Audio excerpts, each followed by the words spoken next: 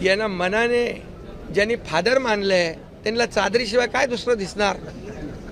आणि तुम्हाला मी सांगतो की लोकसभेमध्ये काय मिळवलंय त्यांनी। अरे जंग पछाडले मोदीजींना हटवायला, मोदी तिथं प्रधानमंत्री झाले आणि तुम्ही 40-50 वरून 99 वर पोचले।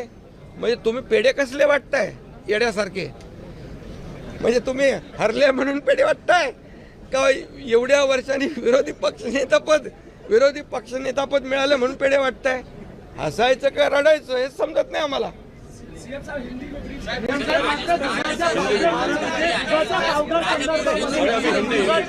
आपको एक मिनट आज का जो अर्थसंकल्प अर्थ मंत्री और उप मुख्यमंत्री मेरे सहयोगी अजीत दादा पवार जी ने जो सादर किया है